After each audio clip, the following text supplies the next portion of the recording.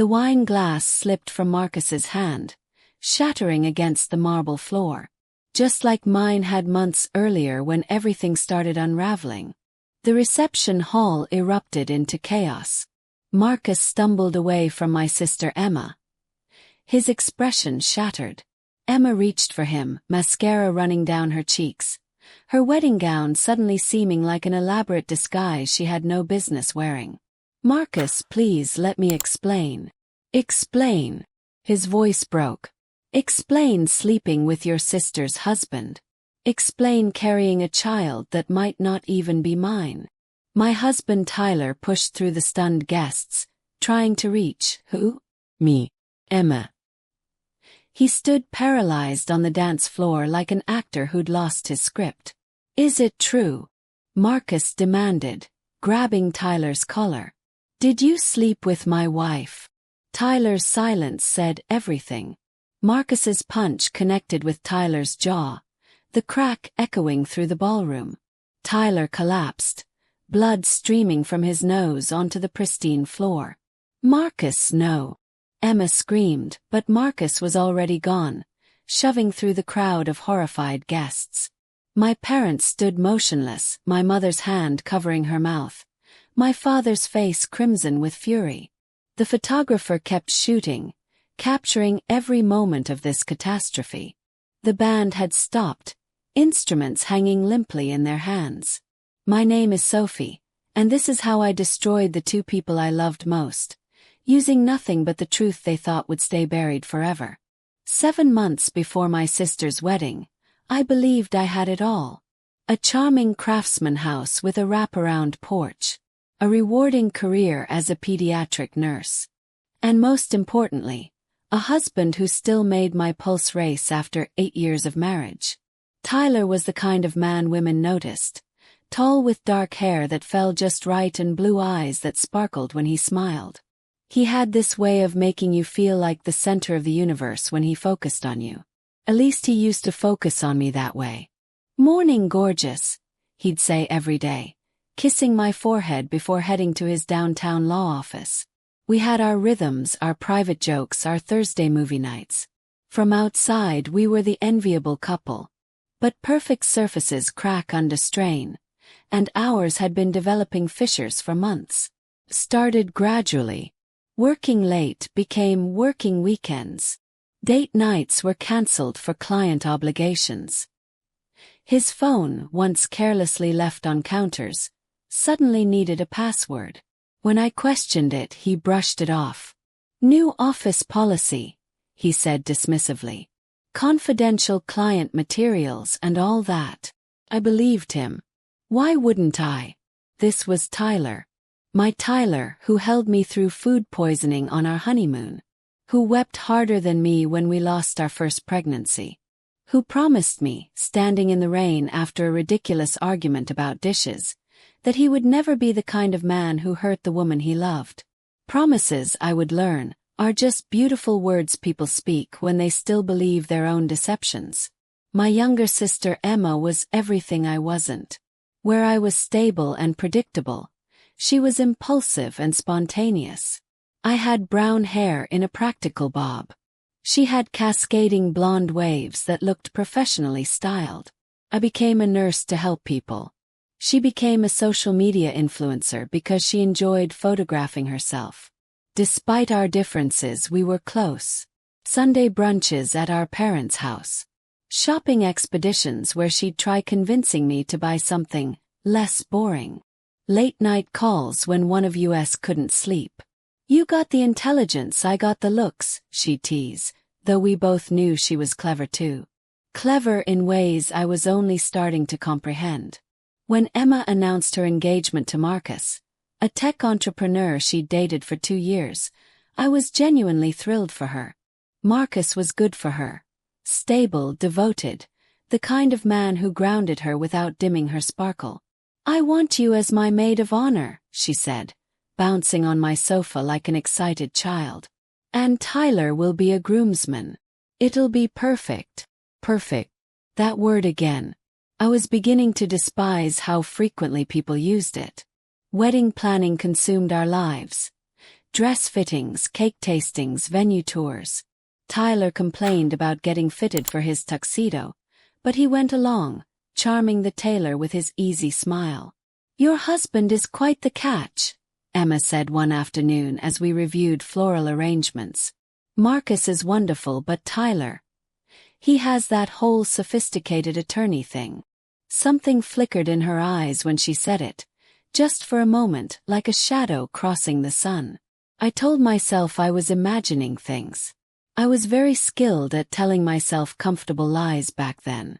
The first time I truly noticed something wrong was at Emma's engagement party. It was a garden party at our parents' house. Fairy lights strung between trees, champagne flowing freely. I was in the kitchen refilling the cheese platter when I heard them on the back deck. Tyler's laugh, low and intimate, the kind he used to reserve for me. And Emma's giggle, breathy and flirtatious. "You can't say things like that," she was saying. "Why not?" "It's true," Tyler replied. I stepped onto the deck, the cheese platter balanced in my hands. They were standing too close, the space between them charged with something I didn't want to name. "There you are," I said, my voice artificially bright. "People are looking for the bride-to-be." They separated so quickly it was almost comical. "Almost. Just getting some air," Emma said, not meeting my eyes. "Tyler was telling me about that case he won last week." "The Morrison case?" asked, looking at my husband. "I thought that was confidential." Tyler's smile didn't waver. "Just the boring parts. Nothing classified." They went back inside, leaving me alone on the deck with a cheese platter and a sick feeling in my stomach. I stood there for a long moment, watching the fairy lights twinkle, telling myself I was being paranoid. But the mind has a way of collecting evidence, even when the heart refuses to see it. Over the next months, the evidence accumulated like fallen leaves. Small things that meant nothing individually, but together painted a picture I didn't want to see. Tyler started going to the gym at odd hours. "Less crowded," he explained. Emma suddenly developed an interest in legal dramas. "Just trying to understand what Marcus deals with at work," she said. Though Marcus worked in tech, not law. They both happened to be too busy for Sunday brunch on the same weekends. Text messages that made Tyler smile in ways my messages hadn't in months. Emma wearing a new perfume that smelled familiar, though I couldn't place where I'd encountered it before. I started paying attention in ways I never had before. Checking Tyler's credit card statements. Nothing suspicious. He was too smart for that. Watching their body language at family dinners. Careful, controlled, like actors who'd rehearsed their roles. "You're acting strange," my mother said one Sunday, catching me staring at Tyler and Emma as they examined wedding cake designs. "Is everything okay?" "Everything's perfect," I said, hating that word more with each passing day. My mother patted my hand. "Wedding planning is stressful for everyone. Just remember, Emma needs you right now. Being a bride is overwhelming." I smiled and nodded, playing my part as the supportive sister. But inside something dark was taking root. Not quite suspicion yet, but the fertile ground where suspicion grows. 3 weeks before the wedding, I was at my annual checkup when I ran into Dr. Patricia Chen in the hospital corridor. Patricia had been Emma's gynecologist since college, and we'd become friendly over the years. "Sophie," she said warmly, "how's the wedding planning going? Emma must be so excited." "She's over the moon," I replied. "Though between you and me, I'll be glad when it's over. I'm exhausted." Patricia laughed. "I bet. These big weddings are such productions." She paused, then lowered her voice. "I probably shouldn't say this, but make sure she takes it easy. First trimester and all that." The world tilted. "First trimester," I repeated faintly. Patricia's face went white. "Oh God. She hasn't told you." I assumed. With the wedding so close, I thought the family knew. "Of course," I said, forcing a smile. "I just didn't know you knew." You know how private Emma can be about these things, right? Yes. Patricia looked relieved. Well, I should go. Give her my best. She hurried away, leaving me standing in the sterile hospital corridor with my world crumbling around me. Emma was pregnant. My sister was pregnant and hadn't told me. But that wasn't what made my blood run cold. It was the timeline. If she was in her first trimester now, 3 weeks before the wedding, I did the math once, twice, 3 times. The engagement party. That night on the deck with Tyler. Whoa. No, I was being crazy. Marcus was the father. Of course Marcus was the father. But why hadn't she told me? Listen, I became a detective in my own life. Not the clumsy kind who leaves evidence of their snooping, but the careful kind who covers their tracks. I started with Tyler's home office. He kept it locked. Attorney-client privilege, he said. But I'd had a key made years ago when he'd lost his. He didn't know I still had it. His computer was password protected, but Tyler wasn't as clever as he thought. His password was our anniversary date. How romantic. How stupid. I found nothing in his emails. His browser history was clean. But then I remembered something from a true crime podcast. People always forget about the cloud. His photos were backed up automatically. Thousands of them. Work events, client dinners, family gatherings. I scrolled through them methodically, not sure what I was looking for until I found it. A folder marked Legal Research. Inside were photos that had nothing to do with law. Emma at the beach, her hair whipping in the wind. A selfie of them at what looked like a hotel bar, her hand on his chest, his arm around her waist. Photo after photo of moments that shouldn't have existed. But it was the last photo that broke me. Pregnancy test. Positive. Dated 2 weeks after the engagement party. The timestamp showed it was taken in our bedroom. In our home. On our bed. I stared at that photo until my eyes burned, until the image was seared into my brain. Then I carefully closed everything, cleared the browser history, and locked the office door behind me. I made it to the bathroom just in time to vomit. The next 2 weeks required the greatest performance of my life. I smiled at breakfast, kissed Tyler goodbye, helped Emma with last-minute wedding preparations, attended the rehearsal dinner, gave a touching speech about love and loyalty. Sophie is the best sister anyone could ask for, Emma said, hugging me after my speech. I'm so lucky to have you. I hugged her back, feeling the slight swell of her stomach against mine. Baby. My husband's baby growing inside my sister. How are you feeling? Asked carefully. Any pre-wedding jitters? Nausea. She pulled back, eyes wide. Why would you ask about nausea? Just wondering. Lots of brides get nervous stomachs. Oh right. No, I'm fine. Perfect, actually. Perfect. There was that word again. Tyler found me on the hotel balcony later that night after everyone else had gone to bed. Beautiful speech, he said, handing me a glass of wine. Made me fall in love with you all over again. He kissed my temple and I fought not to flinch. I know things have been distant between us lately. Work's been crazy. But after this wedding, let's take a vacation. Just the 2 of us. Start fresh. That sounds nice, I said, sipping the wine. Tasted like ashes. He put his arm around me and we stood there looking at the city lights. The perfect couple having a perfect moment. I wondered if he could feel the rage radiating from my skin, if he could sense the storm building inside me. But no, Tyler saw what he wanted to see. He always had. I love you, he said. I know, I replied. It was the last honest thing I would say to him. The morning of the wedding dawned bright and clear. Perfect weather for a perfect day. I helped Emma into her dress, a stunning mermaid-style gown that would hide her pregnancy for a few more weeks. Her something old was our grandmother's pearl necklace. Her something new was the life growing inside her. Her something borrowed was my husband. Her something blue was the garter Marcus had picked out.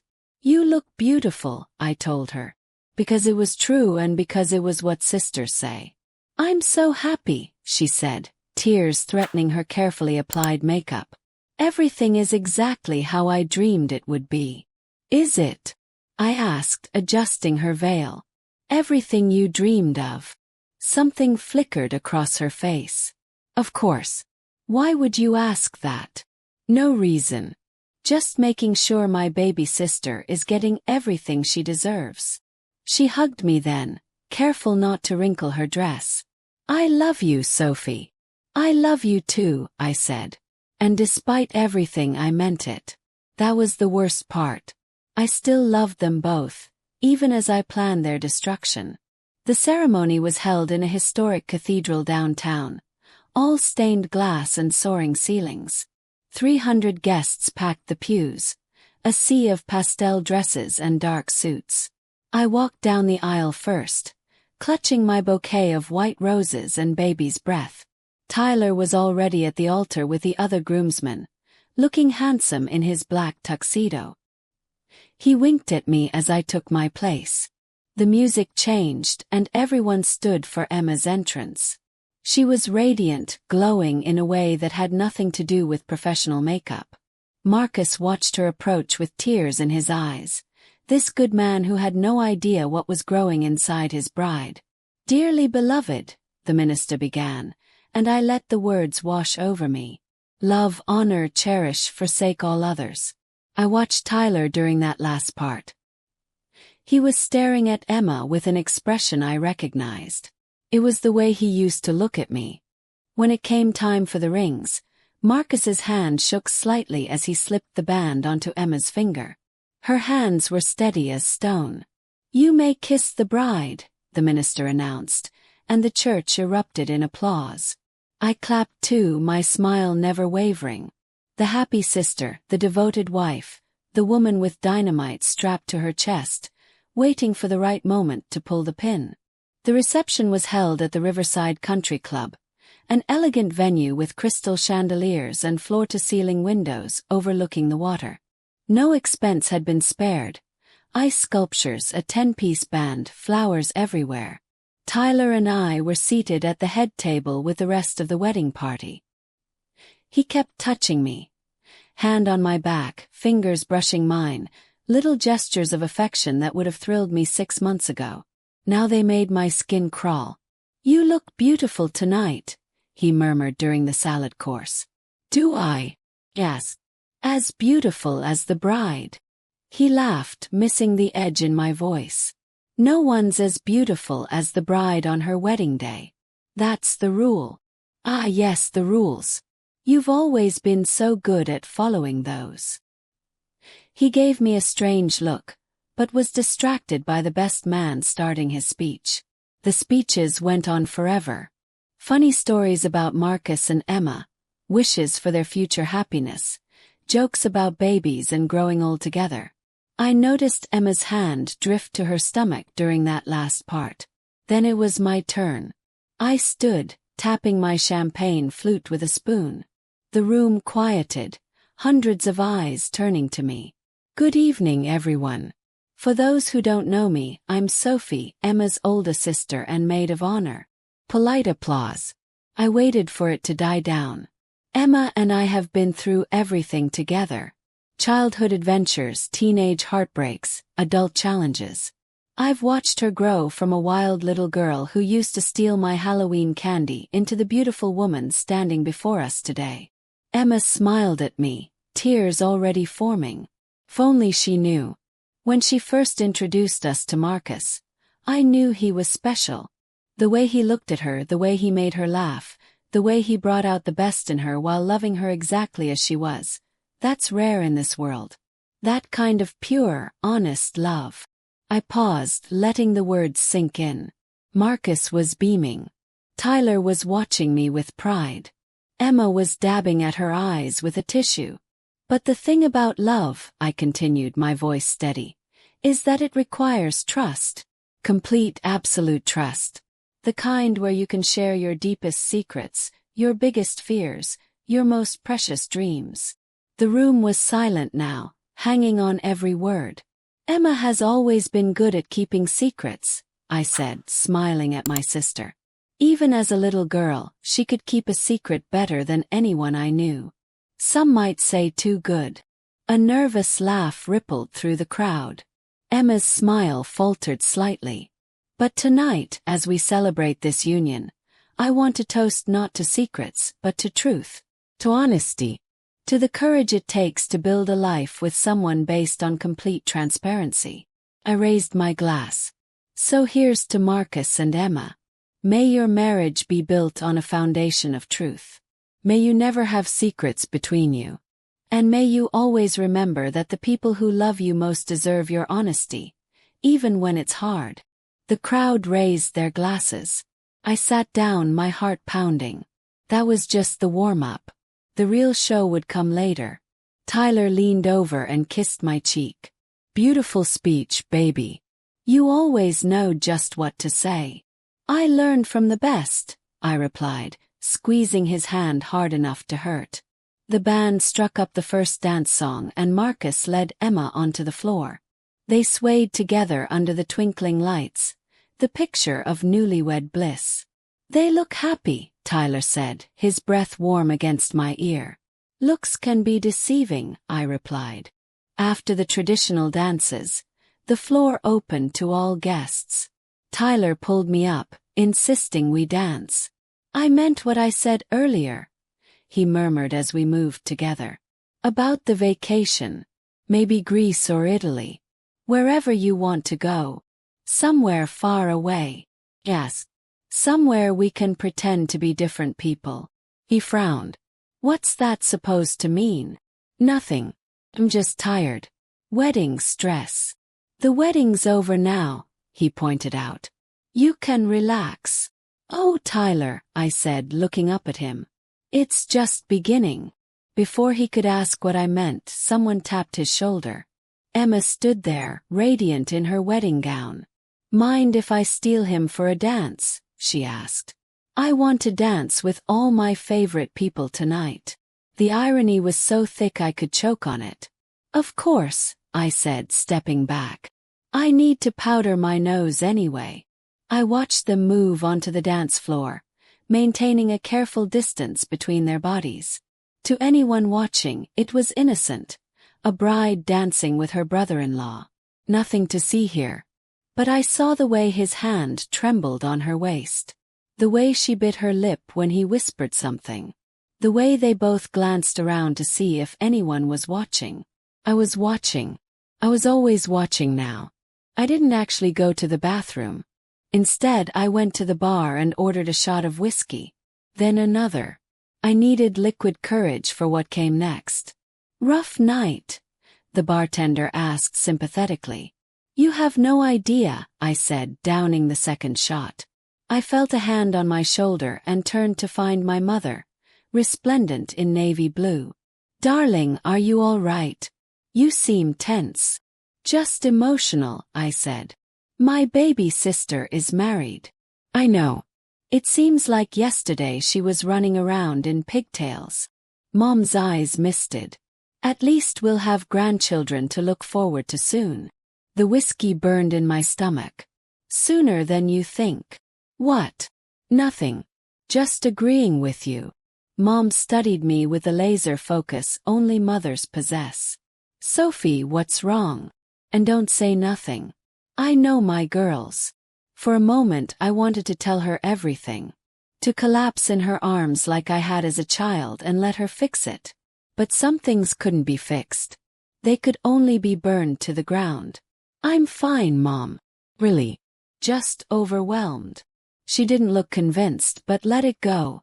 Well, try to enjoy yourself. It's a happy day. After she left, I ordered one more shot for courage, for strength, for the ability to do what needed to be done. The music had shifted to something slow and romantic. Couples swayed on the dance floor, lost in their own worlds. I spotted Tyler back at our table, checking his phone, probably deleting messages. He gone sloppy lately, but not that sloppy. It was almost time. The band leader tapped the microphone. Ladies and gentlemen, the bride and groom would like to share a special announcement. Marcus and Emma made their way to the small stage, hands clasped. Emma was glowing, and not just from the spotlight. "We weren't going to say anything tonight," Marcus began, his voice thick with emotion. "But we're too happy to keep it to ourselves." The room held its breath. I held mine too, but for different reasons. "We're having a baby," Emma announced, and the room exploded in tears and applause. I watched Tyler's face carefully. He was clapping and smiling, but there was something else there. A tightness around his eyes, a muscle jumping in his jaw. Was it jealousy? Regret? Fear? My parents rushed the stage, embracing the happy couple. Other relatives followed. I stayed in my seat waiting. "Aren't you going to congratulate them?" Tyler asked. "In a moment," I said. "I want to let the grandparents have their moment." The truth was, I was counting, watching people's faces, seeing who looked surprised and who didn't, making mental notes of every reaction. Finally, when the initial chaos died down, I made my way to the stage. Emma saw me coming and reached out her arms. "Sophie, can you believe it? You're going to be an aunt." I hugged her tightly, feeling the slight tremor in her body. "Congratulations," I whispered in her ear. "How far along are you?" 8 weeks, she whispered back. "We just found out for sure last week." 8 weeks. I'd done the math so many times I could recite it in my sleep. 8 weeks ago was 2 weeks after the engagement party. The night I'd found them on the deck. "That's wonderful," I said, pulling back to look at her face. "Marcus must be over the moon." "He is. He's already planning the nursery." Sweet, innocent Marcus. Planning a nursery for a baby that might not be his. "When did you find out?" asked, keeping my voice light. "About 2 weeks ago. I wanted to tell you, but with the wedding and everything." "Of course," I said. "It's your news to share when you're ready."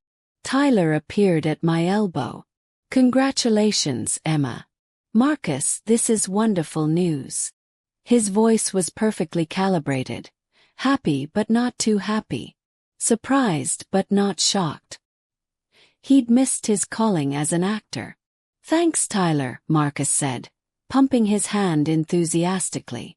"Maybe you and Sophie will be next." The silence that followed was deafening. "Least to me." "Maybe," Tyler said finally. "When the time is right." I excused myself then, claiming I needed air. But I didn't go outside. I went to the bridal suite where Emma's things were stored, where her phone was charging on the dresser. I knew her passcode. Sisters share everything, remember? Everything except the things that matter most. Emma's phone was a treasure trove of secrets. She'd been careful. No texts to Tyler, no obvious evidence. But she'd made one crucial mistake. She'd kept photos hidden in a locked folder buried in her camera roll. Photos from that night 2 weeks after the engagement party. The night the baby was conceived. They were in a hotel room, the Hilton downtown, judging by the bedding. Champagne on the nightstand. Her wedding planning binder open on the desk. She'd told me she was meeting with the florist that night. But the most damning photo was a selfie. Both of them in bed, sheets pulled up to their chests, her head on his shoulder. The timestamp read 11:47 p.m. At 11:52 p.m., Tyler had texted me that he was leaving the office and heading home. At 12:15 a.m., he'd climbed into our bed, smelling like hotel soap instead of his usual body wash. I'd noticed but hadn't said anything. Hadn't wanted to be the nagging wife who questioned everything. I forwarded the photos to myself, then deleted the evidence of what I'd done. My hands were steady as I placed the phone back exactly where I'd found it. The reception was in full swing when I returned. The cake had been cut, the bouquet tossed, the garter thrown. People were getting drunk and sloppy. Ties loosened, high heels abandoned. Perfect. In chaos there was opportunity. It was during the father-daughter dance that I knew it was time. Emma was dancing with our father, both of them crying happy tears. The photographer was capturing every moment. Most of the guests were watching, phones out to record the touching scene. I found Tyler at the bar ordering another scotch. "There you are," I said, sliding my arm through his. "I've been looking for you. Just needed a refill," he said, holding up his glass. "Want one?" "No. I want to talk to you. Privately." Something in my tone must have alerted him because his eyes sharpened. "Now." "During the reception?" "Now," I confirmed. "Unless you prefer I say what I need to say here in front of everyone." His face paled. "Sophie, what's going on?" "Outside," I said. "The terrace." 5 minutes. I walked away without waiting for his response. I knew he'd follow. Guilty people always follow when they think they're about to be exposed. The terrace was empty, most guests preferring the air-conditioned comfort of the ballroom. String lights created pools of golden light in the darkness. The river glittered in the distance. It was beautiful, perfect for what was about to happen. Tyler appeared exactly 5 minutes later, his face carefully composed. "What's this about?" he asked, trying for casual and missing by miles. I turned to face him, no longer bothering to hide my rage. "How long?" "How long what?" "Don't." My voice was sharp enough to cut glass. "Don't you dare stand there and pretend you don't know what I'm talking about. How long have you been sleeping with my sister?" The word hung between us like a blade. He opened his mouth, closed it, opened it again. "Sophie, I don't know what you think." "I have photos," I interrupted. "From the hotel. From that night 8 weeks ago. The night you told me you were working late." His shoulders sagged. The fight went out of him all at once. "How did you?" "Does it matter? Question is, how long?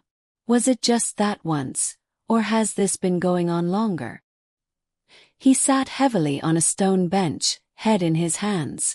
"It wasn't supposed to happen. The engagement party. We were both drunk. You were inside and we were talking and it just happened. And then it happened again 8 weeks ago. That was supposed to be the end of it. We agreed it was a mistake, that we'd never." "Is the baby yours?" The question cracked like a whip. His head snapped up. "What?" "The baby. Is it yours?" I don't know. She said it was Marcus's. The timing makes it possible either way," I said coldly. 8 weeks ago.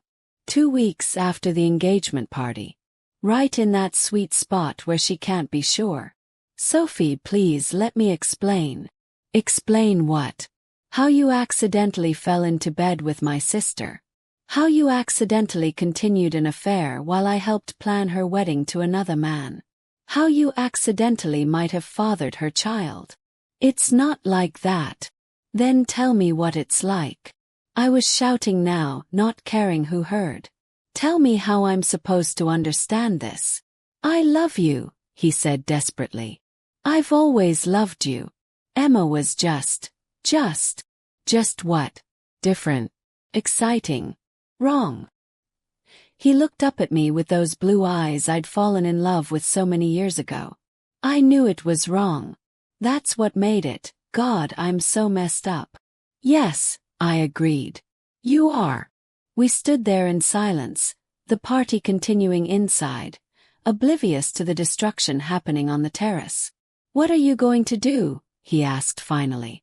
Smiled. It wasn't a nice smile. "I'm going to give my sister a wedding gift she'll never forget." I left Tyler on the terrace and returned to the ballroom. The party was reaching its peak. Dance floor packed, drinks flowing, inhibitions lowered. I found the band leader and slipped him a $100 bill. "I'd like to make one more toast," I said. "To the happy couple." "Of course. The maid of honor can toast whenever she wants." He announced me with a flourish, and once again the room quieted. I took the microphone, my hands perfectly steady. "I know I already gave a speech," I began, But with the wonderful news about the baby, I felt moved to say something more. Applause and cheers. I waited for quiet. You see, becoming a parent changes everything. It makes you see the world differently. Makes you understand the importance of truth, of honesty, of being the person your child can look up to. Emma was smiling at me from the head table, her hand on her stomach. Marcus had his arm around her, protective and proud. And I think it's so beautiful that Emma and Marcus are starting their family right away. Although, I paused, letting the word hang. I do have to wonder about the timing. The smile on Emma's face flickered.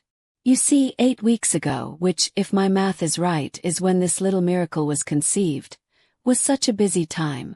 Wedding planning, work obligations, secret meetings. Now the room was really quiet. That uncomfortable quiet when people sense something is wrong but can't quite place what. In fact, I remember that night 8 weeks ago very clearly. Emma, you had that late meeting with the florist, remember? The one at the Hilton downtown. All color drained from my sister's face. And Tyler, you were working late that night too.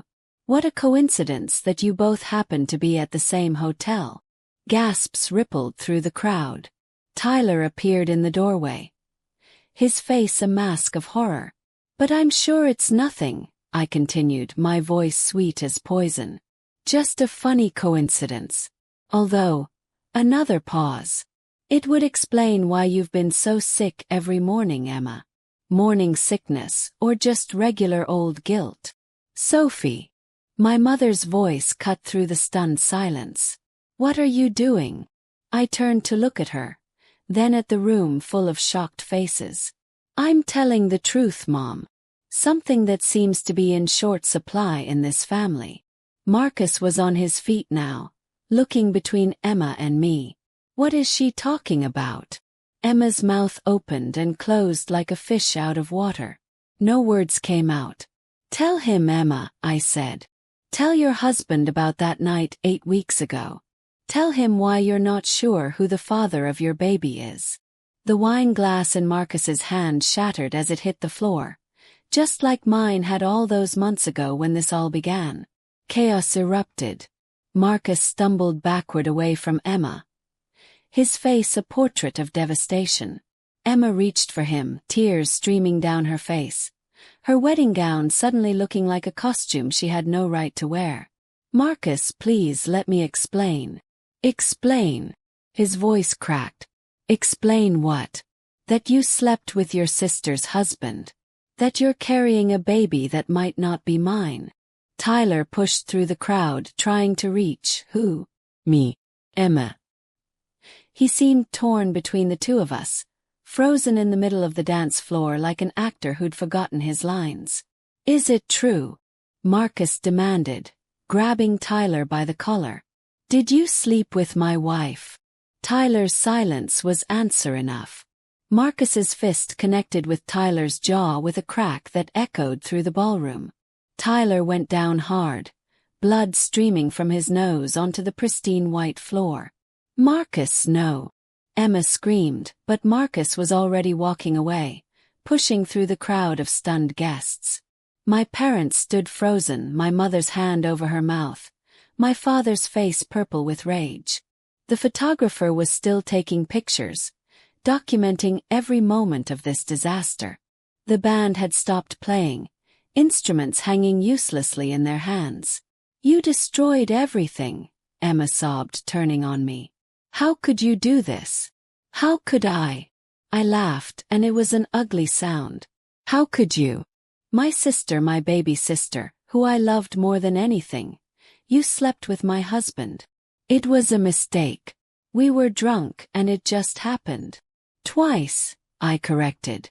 At least twice that I know of. How many other times, Emma? How many other nights did you tell me you were with vendors or friends while you were really with him? She couldn't answer. That was answer enough. Tyler had gotten to his feet, holding a napkin to his bloody nose. He tried to approach me, but I stepped back. Sophie, please. We need to talk about this. Now you want to talk. I laughed again. After months of lies. After I gave you every opportunity to come clean. I wanted to tell you. When? Before or after you got my sister pregnant? The remaining guests were fleeing now, gathering purses and wraps, whispering among themselves. This would be the talk of the town for years. The wedding that ended in disaster. The scandal that destroyed 2 marriages in one night. But let them talk. Let everyone know what kind of people Tyler and Emma really were. My parents finally unfroze. My mother rushed to Emma, trying to comfort her, while my father stalked toward Tyler with murder in his eyes. "You son of a," he growled. "I welcomed you into my family. Trusted you with my daughter. Both your daughters apparently," I added. My father's fist was faster than Marcus's. Tyler went down again, this time staying down. "Daddy, stop," Emma cried. "This isn't helping." "Helping?" My father rounded on her. "You want to talk about helping? You betrayed your sister. You betrayed your husband. You betrayed this entire family. I didn't mean for it to happen. But you meant to hide it," I said quietly. "You meant to let Marcus raise a baby that might not be his. You meant to smile in my face every day while keeping this secret. I was going to tell you." "When?" "At the baby's first birthday, when it came out with Tyler's blue eyes."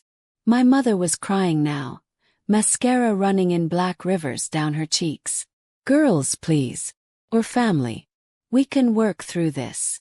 "No," I said firmly. "We can't. Some things can't be fixed with a hug and a cup of tea, Mom." The ballroom was nearly empty now. Just family and the shell-shocked wedding party remaining. The perfect wedding reduced to rubble in minutes. "What do you want?" Emma asked, her voice small and broken. "What do you want me to say?" "I want you to tell the truth. For once in your life, tell the whole truth."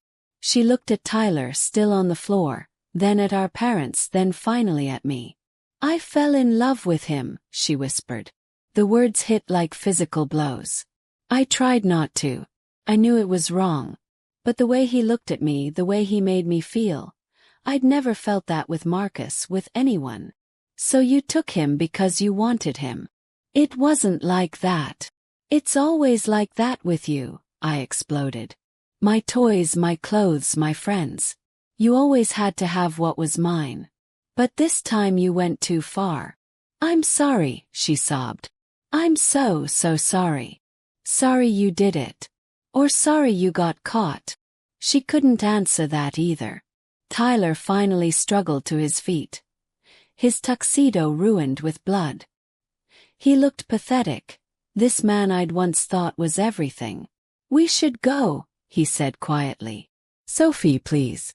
Let's just go home and talk." "Home?" I stared at him. "You think we have a home? You destroyed that the moment you touched her." "I made a mistake." "No. A mistake is forgetting an anniversary. A mistake is leaving the toilet seat up. This was a choice. Multiple choices. Every text, every meeting, every lie was a choice." "I choose you," he said desperately. "I choose our marriage. We can get through this. Counseling, therapy, whatever you want. What I want is a divorce." The word echoed in the empty ballroom. "And I want you out of my house tonight. Take your things and go. I don't care where." "Sophie, be reasonable." "Reasonable?" I laughed. "I've been reasonable for months. Reasonable when you worked late. Reasonable when you were distant. Reasonable when you smelled like her perfume. I'm done being reasonable." Emma stepped forward, her wedding dress dragging on the floor. "What about the baby? What about it? If it's Tyler's, then you'll figure it out. Just like you figured out how to seduce my husband. I'm sure you're very resourceful." "You're being cruel," my mother said. "No," I corrected. "I'm being honest. Something this family apparently struggles with." I looked around the destroyed reception. Overturned chairs, abandoned drinks, the wedding cake sitting untouched on its table. All that money, all that planning for this. I'm leaving, I announced. Don't follow me. Any of you. I walked out with my head high, leaving the wreckage behind. But I wasn't done. Not yet. There was still one more truth to reveal. I drove home in my bridesmaid dress, the radio playing love songs I turned off with a vicious twist. The house was dark and empty, exactly how I felt inside. But I wasn't going to wallow. I was going to act. I went to Tyler's office and began pulling files. Financial documents, bank statements, investment portfolios. 8 years of marriage had taught me where he kept everything. Then I called his managing partner at home. Sophie. Harold sounded confused. Is everything all right? Shouldn't you be at the wedding? The wedding's over, I said calmly. And I thought you should know that Tyler's been using the company credit card for personal expenses. Hotel rooms, specifically. For his affair. Silence on the other end. I have the statements, I continued. Dates, times, amounts. All charged to Thompson and Associates. I'm sure the other partners will be very interested to see how he's been spending company money. Sophie, I'm sure there's an explanation. There is. He's been sleeping with my sister and charging the hotel rooms to the firm. Would you like me to email you the evidence? Or should I bring it to the Monday partners meeting? Harold sighed heavily. Email it. I'll handle this internally. I thought you might. I hung up and smiled. Tyler's career at Thompson and Associates was over. Good luck explaining that to future employers. Next I logged into Facebook. The wedding photos were already being posted by guests who'd left early. Beautiful shots of the ceremony, the first dance, the happy couple. Had photos too. I created a new album. The truth about the perfect wedding. First, the screenshots from Emma's phone, the hotel selfie, the timestamp clearly visible. Then the credit card statements showing the hotel charges. Finally, a photo I'd taken myself tonight. Tyler's bloody face after Marcus punched him.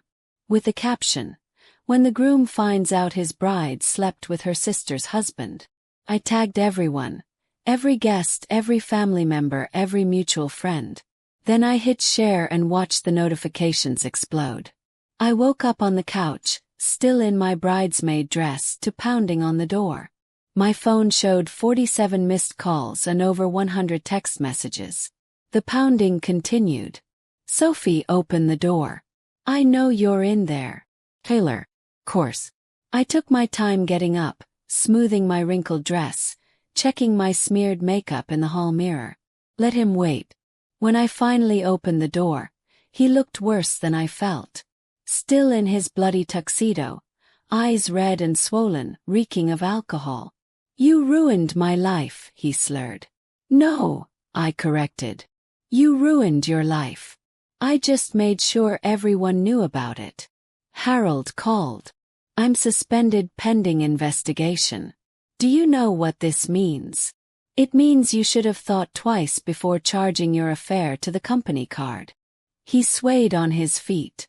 I have nowhere to go. Not my problem. 8 years, he said, tears streaming down his face. 8 years and you throw it all away over one mistake. 2 mistakes. At least 2. And you threw it away, not me. What about forgiveness? What about working through problems? What about not sleeping with my sister? Shot back. What about basic human decency? He flinched. I never meant to hurt you. You meant to hide it. That's worse. I started to close the door, but he blocked it with his foot. The Facebook post. You have to take them down. Why? They're just the truth. I thought you were a big fan of the truth.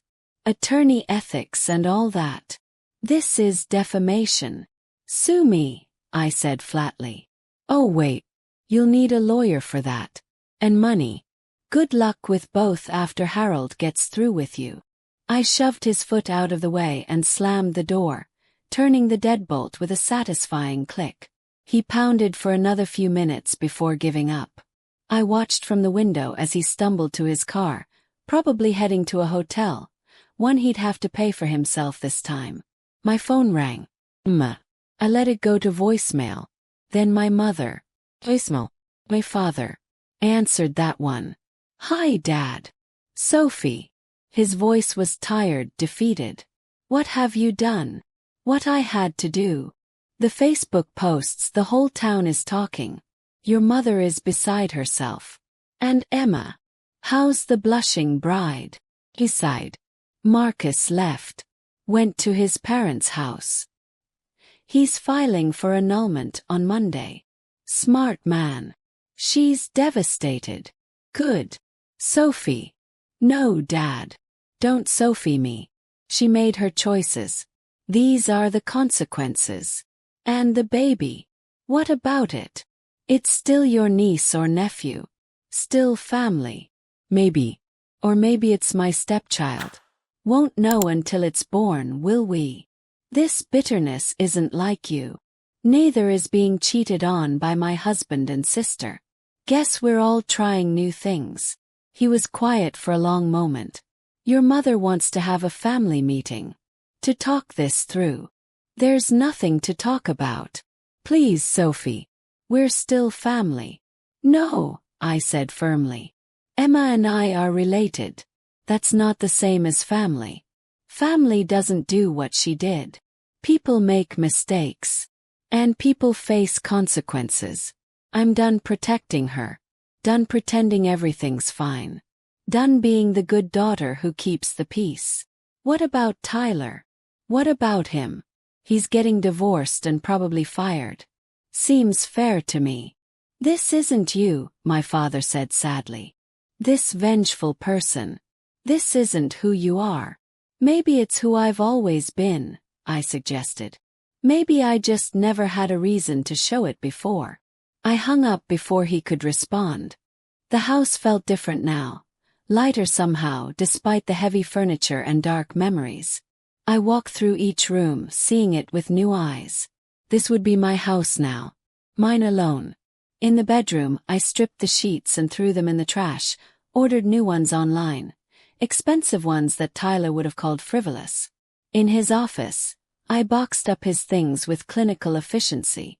Law books, diplomas, the photo of us on our wedding day. All of it went into boxes labeled cheater, in thick black marker. By noon, I'd erased him from 3 rooms. By evening, the house felt almost clean again. Almost. 3 days later, I met my mother for coffee. She'd been calling non-stop, and I finally agreed just to stop the harassment. She looked like she'd aged 10 years. Her usually perfect hair was limp, her makeup minimal. The mother who'd always had everything together was falling apart. You look terrible, I said, sitting down across from her. Sophie. Her voice was reproachful but weak. Just being honest. Isn't that what we're doing now? She stirred her coffee with shaking hands. Your sister is staying with us. She's devastated. Cries all day. Won't eat. Morning sickness will do that. Sophie, please. She's your sister. Was, I corrected. She was my sister. Now she's just the woman who slept with my husband. She made a mistake. Stop calling it that. I slammed my hand on the table, making her jump. A mistake is accidental. What they did was deliberate, calculated. Multiple times. She loves him, my mother said quietly. And he loves her. I stared at her. Is that supposed to make it better? That they fell in love while betraying me? No. But nothing. Love isn't an excuse. It's not a free pass to hurt people. What about forgiveness? What about loyalty? Countered. What about trust? What about basic decency? An elderly couple at the next table looked over disapprovingly. I didn't care. I raised you girls better than this, my mother said, tears in her eyes. Did you? Because one of us turned out to be a homewrecker and the other turned out to be a fool who didn't see it coming. You're not a fool. Then what do you call someone who helps plan her sister's wedding while she's sleeping with her husband? My mother reached across the table, trying to take my hand. Pulled away. Sophie, holding on to this anger will only hurt you. Wrong. It's keeping me sane. It's keeping me strong. And it's keeping me from making the same mistake twice, which is trusting the wrong people. She flinched. You can't go through life not trusting anyone. Watch me. We sat in silence, the coffee growing cold between us. The baby, she said finally. What about the baby? What about it? It's innocent in all this. So was I. Sophie. If it's Tyler's, he can pay child support. If it's Marcus's, that's between him and Emma. Either way, it's not my problem. It's your family. I don't have a family anymore, I said, standing up.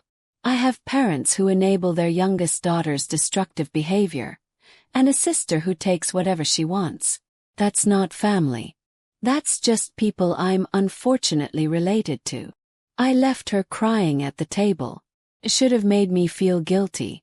Didn't.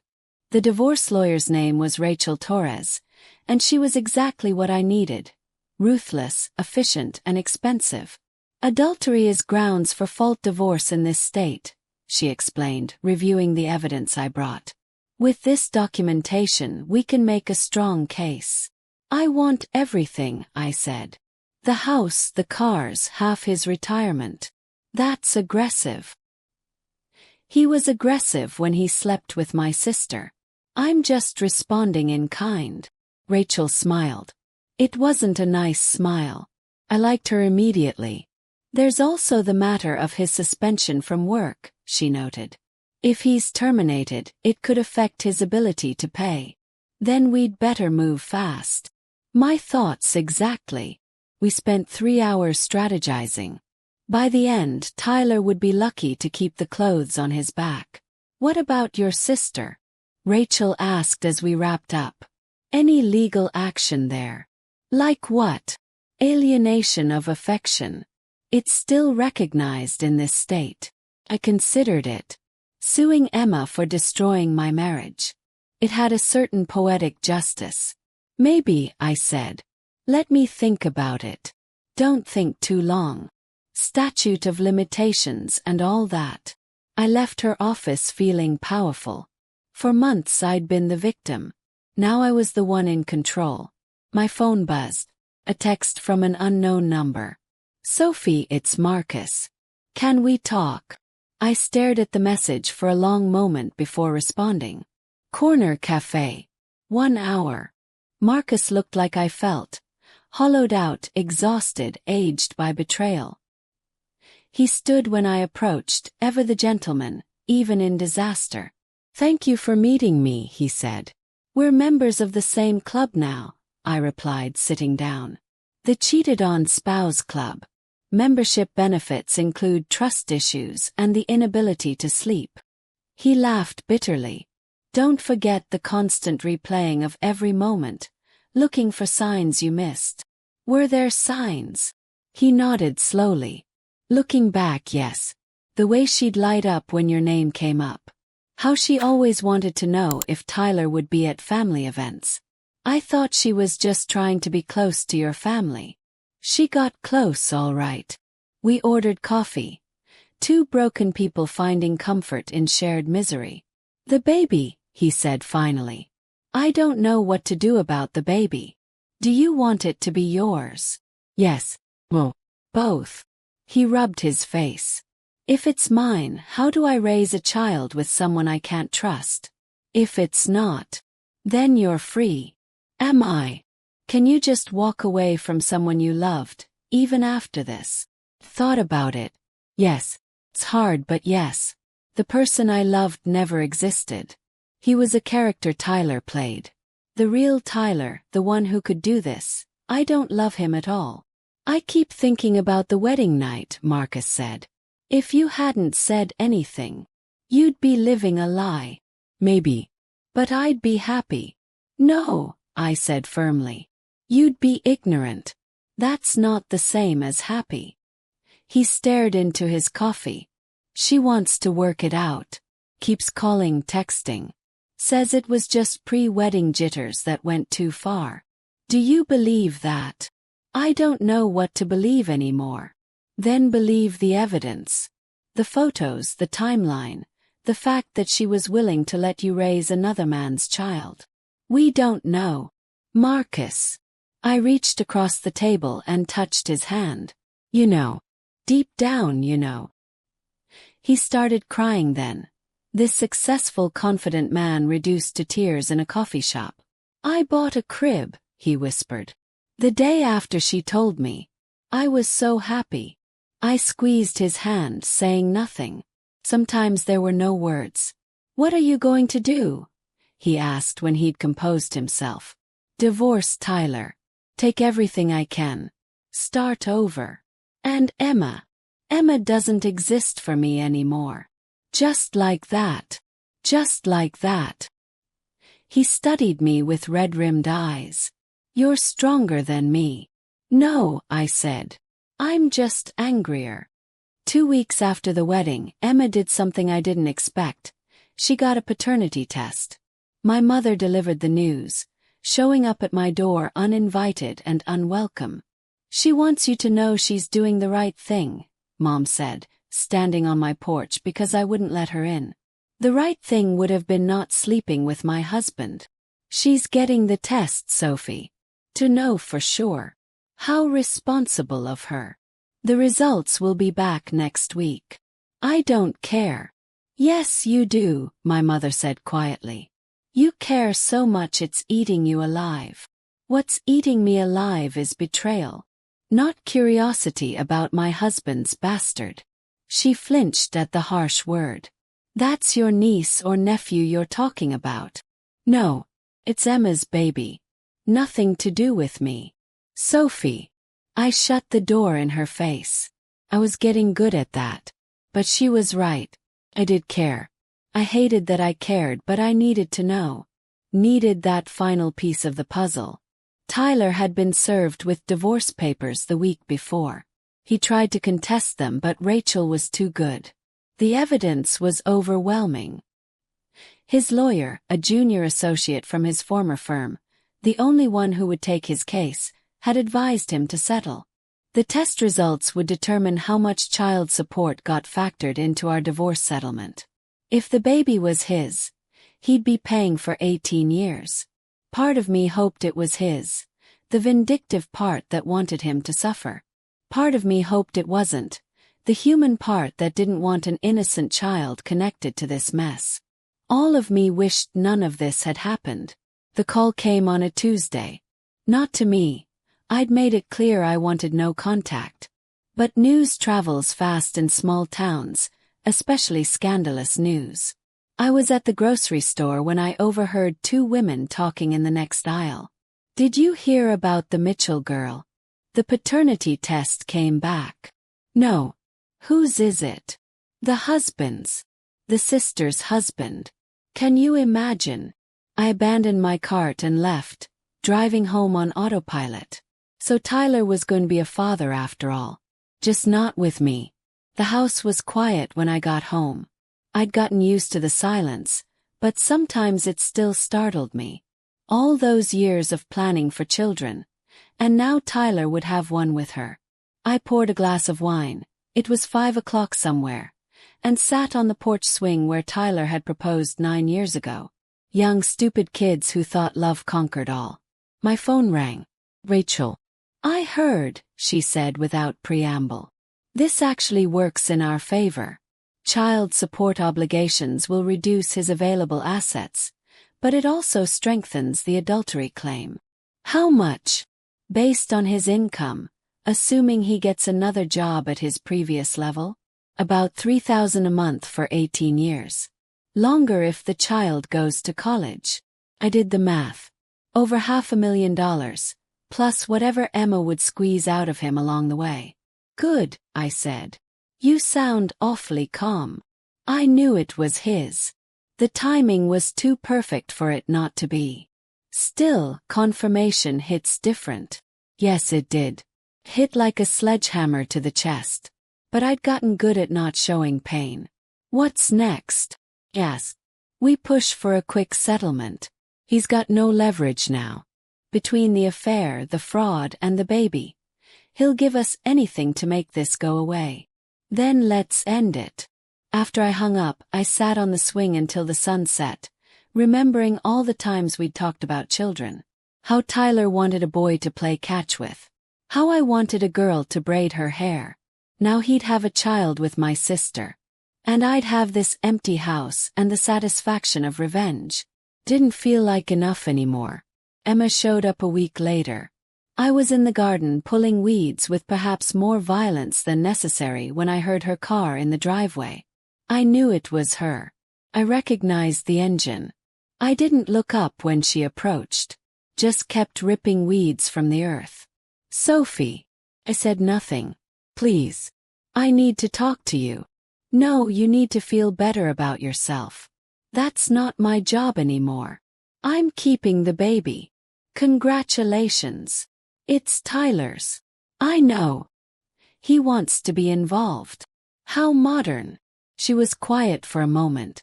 I could feel her watching me, probably noting my unwashed hair and the dirt under my fingernails. The perfect sister finally falling apart. "I'm sorry," she said finally. "No, you're not." "I am. I never meant." "You're sorry you got caught. You're sorry there were consequences. You're sorry your perfect wedding was ruined and your husband left and now you're going to be a single mother. But you're not sorry you did it. That's not true. Did you think about me at all?" I finally looked up at her. She was wearing one of my old college sweatshirts, and the sight of it made me furious. "When you were in bed with him, did you think about me even once?" Her silence was answer enough. "That's what I thought." "I loved him," she whispered. "So did I." "No, I mean I really loved him. For years. Before you even met him." I stared at her. "What?" "I saw him first. That bar downtown. I was gonna talk to him, but then you came back from the bathroom and he noticed you instead. And I let it happen. I introduced you." The world tilted. "You're lying." "I'm not. I've loved him since the beginning. Watched you date him, marry him, build a life with him. And I tried to be happy for you. I tried so hard. So you waited 8 years to make your move. I didn't plan it. But that night at the engagement party we were talking and drinking, and he said I looked beautiful and I'd waited so long I was weak." "Weak," I repeated. "That's your excuse. You were weak." "I don't have an excuse. I just wanted you to know it wasn't meaningless. It wasn't just sex. I love him. And he loves you." "Then he should have kept his pants on." "He loves you more," she continued. "He wants to work things out with you. Too bad. That ship has sailed and sunk. Sophie, please. If you won't forgive me, at least forgive him. You two were so good together." "Were we? Were we really? Because a man who was so good with me wouldn't have slept with my sister. Twice." "It was more than twice," she said quietly. Closed my eyes. "How many times?" "I don't know. A dozen. More." It went on for 2 months before the wedding. 2 months. 2 months of lies and betrayal and family dinners where they sat across from each other playing innocent. "Get out," I said. "Sophie. Get out." She fled, leaving me alone in my destroyed garden. I pulled up flowers along with the weeds, too angry to be careful. Seemed fitting. The divorce was finalized on a rainy Monday in October. Tyler didn't contest anything in the end. I got the house, my car, half his retirement, and a hefty settlement from our joint savings. He got his personal belongings, his car, and a lifetime of child support payments. We didn't speak during the proceedings. Our lawyers handled everything while we sat at opposite ends of the conference table. 2 strangers who used to share everything. "Is there anything you'd like to say to each other before we conclude?" the judge asked. Tyler looked at me with those blue eyes that used to make me melt. Now they just looked tired. "I'm sorry," he said. "For everything. You deserved better." "Yes," I agreed. "I did. And that was it. 8 years of marriage dissolved in 20 minutes. Rachel walked me to my car afterward, umbrella held high against the rain. "How do you feel?" she asked. "Free," I said and meant it. "What's next?" "I don't know.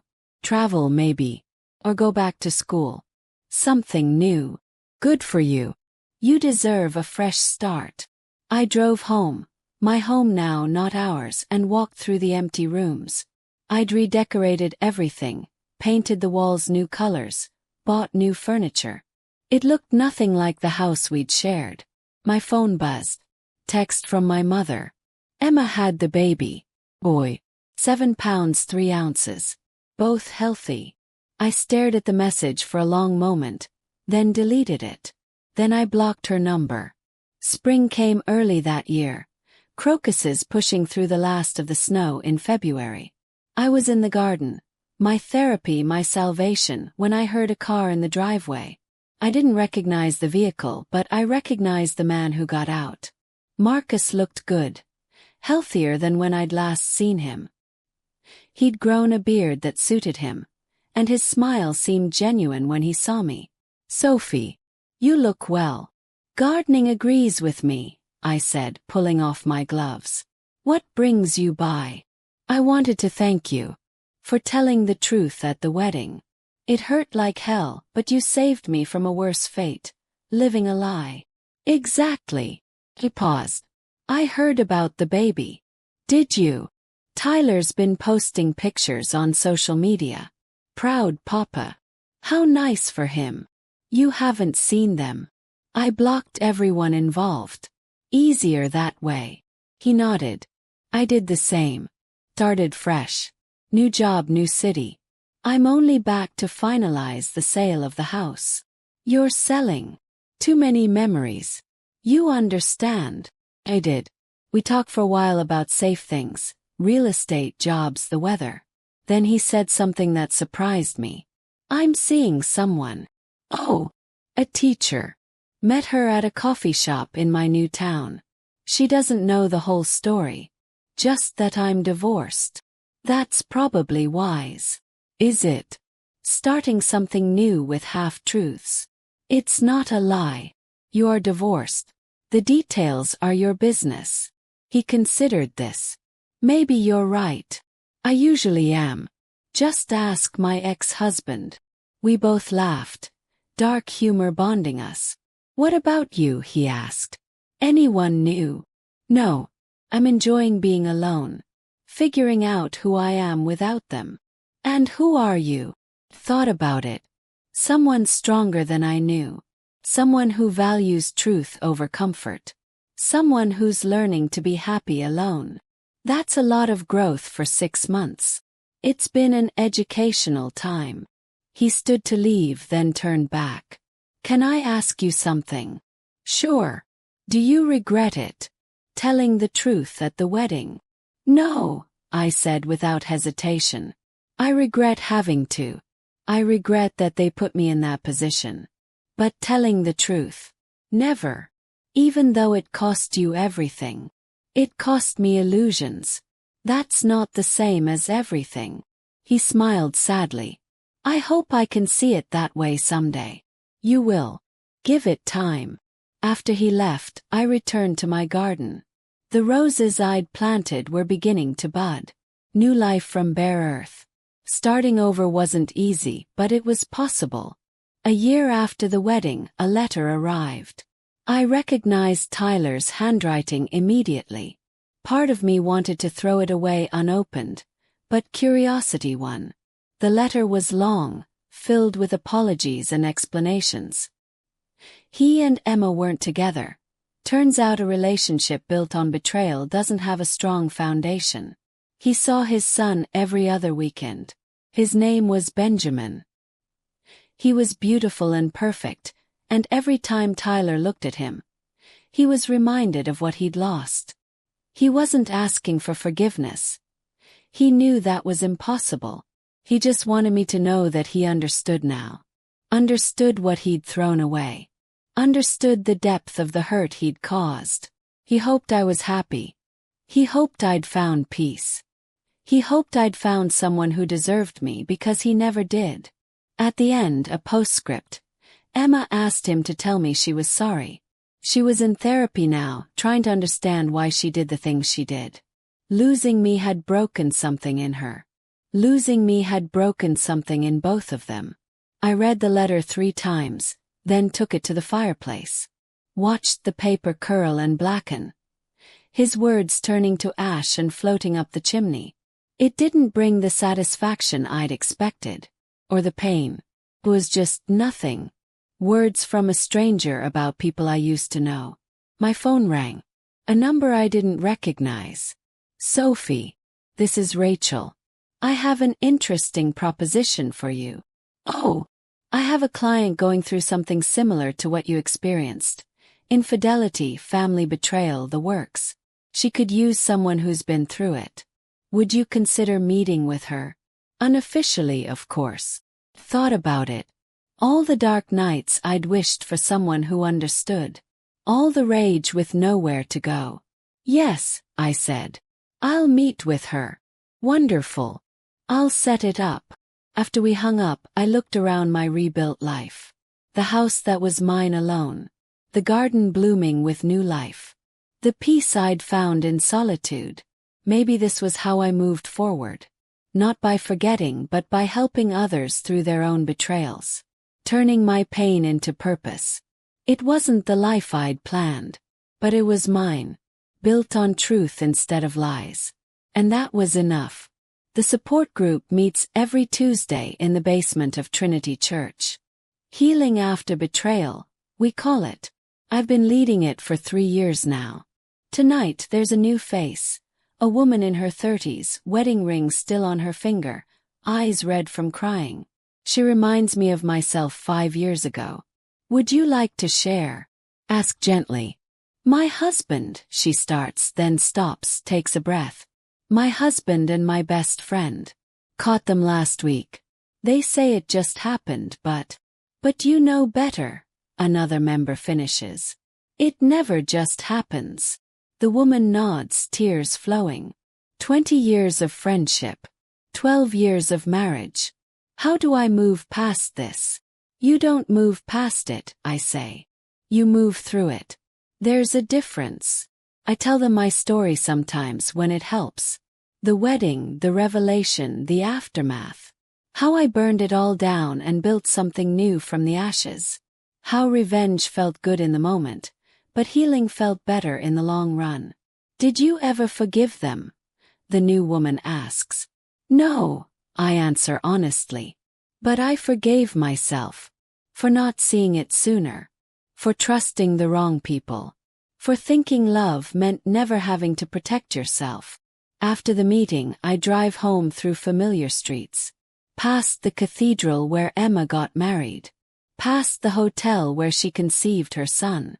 Past the life I used to have. My phone buzzes at a red light. Text from my mother. We've slowly rebuilt our relationship, though it will never be what it was. Benjamin's birthday party is Saturday. I know you won't come, but I wanted you to know you're welcome. I delete the message without responding. Some bridges are meant to stay burned. At home, there's a bouquet of flowers on my porch. No card, but I know who they're from. Marcus sends them every year on the anniversary of the wedding. His way of saying thank you, I think. Or sorry. Or both.